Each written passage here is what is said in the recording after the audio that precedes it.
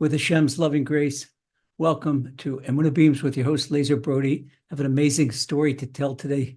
Yesterday, I spent the day at the Rehab Center of Tel Hashomer Hospital. It's like the equivalent of the Walter Reed Hospital in Washington, D.C., where wounded Army veterans come for rehabilitation, and many of them, heaven forbid, they're amputees and got a rough road. These are wonderful heroes, a whole hospital full of heroes. And Avram Chaim Rotenberg, he accompanied me, and we made our rounds, went to visit wounded soldiers, wounded policemen from the war, from terrorist attacks during the war. And we're about to leave the hospital, and I see in the corner, there's a family there, a young guy and either his girlfriend or his wife, and an elderly woman with them. And usually in Israel, we know because of people's dress, their mannerism, that these people are Ethiopian and these people are Russian and these people are Yemenite, these people are Israelis. Well, they could see a typical Israeli-Russian family, Jewish-Russian family. And many of the Russian families, they came out of Russia because of the communism, and they weren't versed in Judaism. And some they're staunchly not religious and willing to push things on anybody else, to push an agenda, just to smile and tell everybody that Hashem is close and Hashem is there. And we live in Hashem's palace and land of Israel. But they kind of shied away from them. Sometimes you feel you have a sensitivity, who to go talk to, who's receptive and who's not receptive. So the guy looked at me, the wounded soldier, an amputee, lost a leg. And I see the way he looked at me, like a type of pleading look, come close.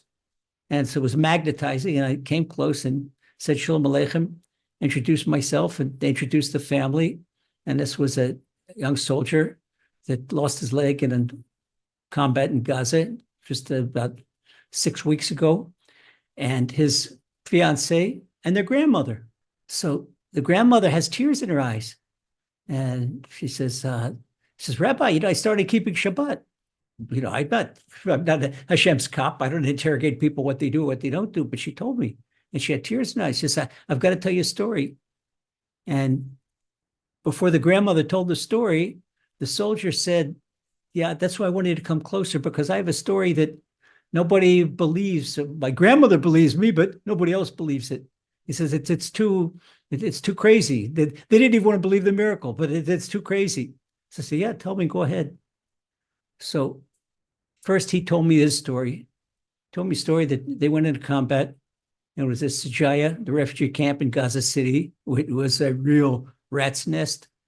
And they were in a Namer. A Namer is a ATC, and it looks like a tank without a turret. There's fire going on all around them. They're shooting, and all of a sudden, he feels like a hand coming out of nowhere, and a strong hand on his shoulder, and threw him. He was standing next to the door of the ATC in the back, and threw him off the ATC, and he fell off. And at that moment, he fell off in a split second.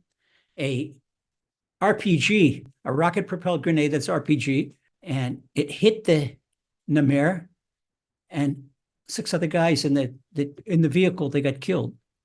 But Boris, that's his name, the Russian soldier, but the Russian-Israeli soldier, Boris, he lost a leg, but he didn't lose his life.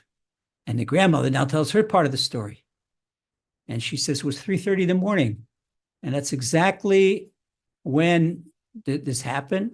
Was in combat in the wee hours of the morning, and her grandfather came to her in a dream. And the grandfather had a long beard, and the grandfather was a Russian Hasidic Jew. And he said to her, don't worry, you're going to get some alarming news now, but everything is going to be okay. And they disappeared from the dream. And just right after that, she woke up, and shortly afterwards, she got a call from the army, not to worry that her son is in the hospital and he's been injured, but he's gonna pull through. Now they told her that she was completely armed, so she got dressed and ran early to the hospital. Simultaneously, she had a vision of her grandfather, and the soldier had a vision of his great-grandfather, his great-great-grandfather, that came to him and pulled him off pulled it and saved his life. And Zaidie came to his granddaughter and told her everything was going to be okay. So what we learned from this, we learned that the neshamas, they leave the world, but there's no death. There's no death to the neshama. The neshama is very alive. The soul, it's still very alive. And it can do what it wants, what it does, and when it does. And that's not the only story like that. I've heard other similar stories where someone felt an influence really being pushed in some direction or something, and no apparent explanation, nobody else around. Hashem does this for a few things because it shows us that the power of the neshama never dies, and that this world, next world, it's all one thing. It's all, this world is really a big mirage, that the truth is in the next world, and that the neshamas can go here and there, especially a righteous neshama. And so this is part of the news. This is the war of Emunah that's going on right now, the Simchas Torah war. And we always say that if Hamas has 97% dark side Emunah, then we need 98% light side Emunah to defeat them. So we strengthen our Emunah. We know that with us, with Emunah, miracles are natural. Miracles are above nature. Emunah is above nature. So when we uplift ourselves above nature, then in Emunah, then miracles are natural.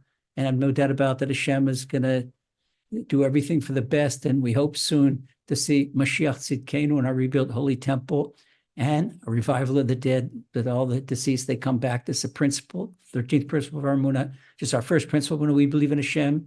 He doesn't do everything. And we believe in the 13th principle and all the ones in between. So take care and God bless, and hope you see you soon on emunahbeams.com and laserbeams.com.